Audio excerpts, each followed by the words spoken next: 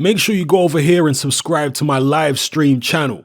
I'll be live streaming on a regular basis from December 19th, 2018. And there will be content on here which you will not find on my main channel. So all of you guys, make sure if you want to be up on my live streams that you subscribe to this channel right here. It's called Hatman Boxing Live, The Objective Perspective. Go over and subscribe now, then enjoy the rest of this video. So a lot of people are talking about Deontay Wilder's appearance on the Joe Rogan show and what Wilder said on this show. He came out of his mouth and said that all of a sudden, Anthony Joshua and his team are begging for the fight. They're desperate to fight him. All of a sudden, out the blue.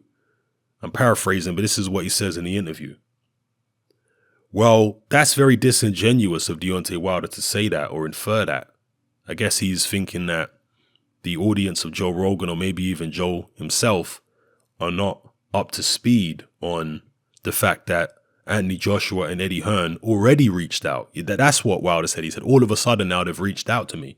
Well, they reached out to you before you fought Tyson Fury. They reached out to you several times.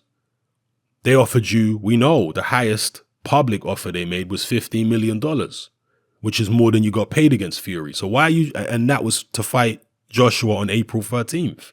So why are you trying to make out as though Joshua didn't want to fight you and no offers were made to you prior to the Fury fight, and now all of a sudden they want to fight? And on top of that, this is a man who's been calling Anthony Joshua a coward for however long.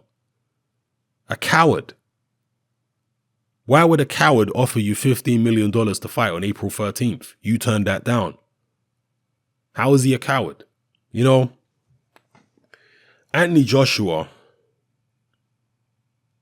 is a businessman, and I'm not going to sit here and tell you that Anthony Joshua is always going to take the most difficult fight when there's an opportunity to make more money, go in an easier route. I'm not going to sit here and tell you that he won't do that. But that's different than being scared of stepping in the ring with somebody. That's called being pragmatic. That's called being a smart businessman. Does it frustrate me as a fan when fighters do that? Definitely. Of course it does. But I'm not going to go as far as saying somebody's scared. So I wouldn't put it past Joshua to do that, to go a certain route that makes more money or has a better risk-reward ratio than another route. I wouldn't put it past him to do that. But I wouldn't put it past Deontay Wilder to do that either. I mean, why did he take on Tyson Fury? Fury says that Wilder took him on because he thought that Fury was weak. That's what Fury's opinion is on it. He said Fury said he thought he would get me when I'm weak. And Fury's the same. Why did he take on Deontay Wilder? Why did he go the Frank Warren route instead of the Eddie Hearn route? Because his own dad, Fury's own dad, John Fury, said that he would have advised Tyson to go the Eddie Hearn route and fight Tony Bellew, Dylan White, and take on Joshua because there's more money there. Why didn't Tyson Fury go that route, even though his dad wanted him to go that route? How come he didn't? Because it was a business move. It was a risk-reward situation. Tyson Fury didn't yet know where he was at after losing all the weight. He didn't know how difficult a Tony Bellew or a Dylan White fight would be. I'm sure he felt like he could still beat those guys, but would it be a life and death struggle? He didn't know where he was at yet. So he thought, you know what? Frank Warren is offering me an easier path. So let me take the easier path. Let me not go this Eddie Hearn path because it's more difficult. It might be more money, you know, potentially, although, you know, Tyson Fury has disputed that and said that Frank Warren offered him more money to fight people like Pianetta and Sefer Safiri. So, you know, who knows? But if he would have fought Dylan White and Tony Bellew, could he have negotiated a percentage of the pay-per-view? Who knows? And certainly an Anthony Joshua fight would have made Tyson Fury more money than a Deontay Wilder fight. That is for sure. So, yeah, he chose the path of lesser resistance. That's what Tyson Fury did. And I've heard Tyson Fury say all kind of things about Deontay Wilder, you know, contradictory things. But to me, Tyson Fury took the Wilder fight rather than the Joshua fight because Deontay Wilder technically is just absolutely full of holes. Whereas Anthony Joshua is much more fundamentally sound than Wilder. So I think it was a business decision. Do I think that Tyson Fury is scared of Anthony Joshua? Hell no. Hell no. Tyson Fury is a fighting man, a very brave man, a man with a heart as big as anybody.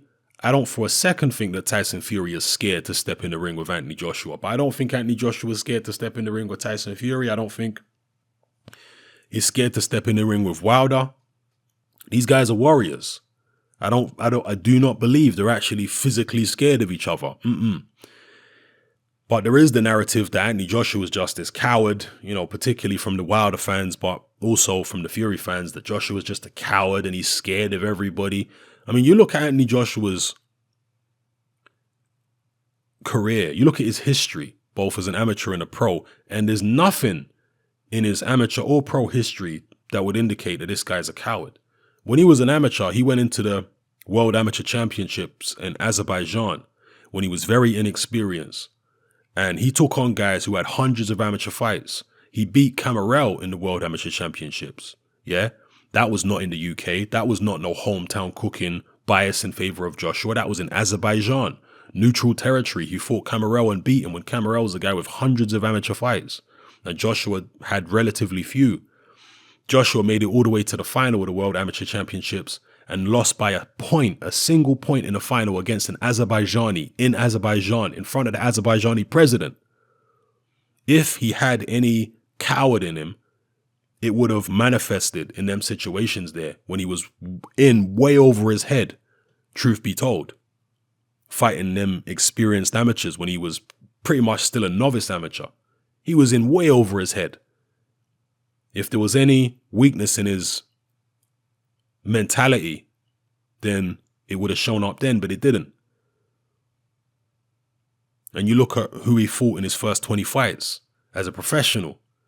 You can say, oh, Klitschko was out the ring for however long and Povetkin was past it and so on and so forth. Listen, compare who he fought, even if they were over the hill, compare who he fought in his first 22 fights to who Wilder fought in his first 22 and who Fury fought in his first 22, and it's no contest. Anthony Joshua's competition was way stronger. If he was a coward, if he was someone that was scared, it would have shown up in that first 22 fights with such little experience. But it didn't show up. The guy is not a coward. I know people want to believe this. It helps them sleep at night to believe that he's a coward, but he's not a coward. Not in a boxing ring anyway, He ain't scared of trading blows with Wilder or Fury. Please, there's nothing in his career would indicate that he would be scared of a Wilder or Fury. Anthony Joshua sparred Tyson Fury when Joshua was just an ABA champion. This is when way before Joshua was an international amateur, way before that, when he was just an ABA champion. He sparred Tyson Fury when Tyson Fury was a professional British champion. And Joshua wasn't intimidated. He went in there and he, in Tyson Fury's own words, beat Tyson Fury up. Once again, in situations like that, if Joshua was a coward, it would have manifested, but it didn't manifest.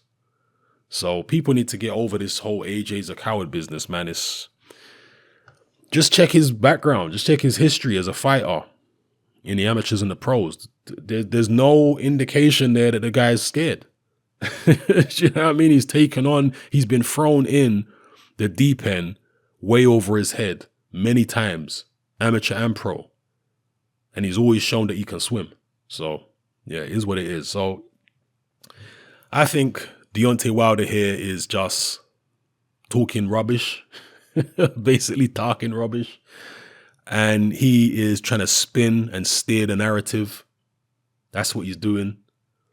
Trying to make out as though Joshua didn't want to fight before and now he wants to fight. No, Joshua made you an offer before that you didn't even want to talk about. In fact, Eddie Hearn was publicly saying that he wanted to sit down with Shelly Finkel before Wilder had fought Tyson Fury. We all know that. Why isn't Deontay Wilder talking about that? He's obfuscating the truth. He's leaving lots of things out, isn't he? Man, I can't take this guy serious in situations like this, because he doesn't give an honest assessment of what's really going on. But like I say, I don't think Deontay Wilder is the sharpest tool in the box. He's got some very sharp people around him. Al Heyman's definitely a smart guy. Shelley Finkel's very experienced. But Deontay himself, I think his team know what they have with him, that he's a very impulsive guy. And I think they know that he's easy to manipulate. And if they whisper certain things in his ear, he'll go off in a certain direction. So I think I suspect his team know that. And that they do kind of manipulate him this way and that. That's what I suspect. Because how else could you explain the contradictory statements that he comes out with and obfuscating the truth here and there? And, to me, this is coming from elsewhere other than Deontay Wilder. Some of it is coming from him, but I think a lot of it is coming from elsewhere. People whispering in his ear and whatnot. So, yeah. Let me know what you guys think in the comment section below. Deontay Wilder claiming that Anthony Joshua is now desperate for the fight, as if he didn't make him an offer before the fight. Several offers. As if it weren't Wilder's team who refused to meet with Eddie Hearn in the weeks leading up to Wilder Fury. Let me know how you feel, people. It's happening. I'm out. Join me on Patreon. I upload a minimum of 2 podcasts every single week, covering a wide variety of controversial topics, as well as live stream Q&A sessions. Take a look on screen right now at some of the podcasts I've produced so far.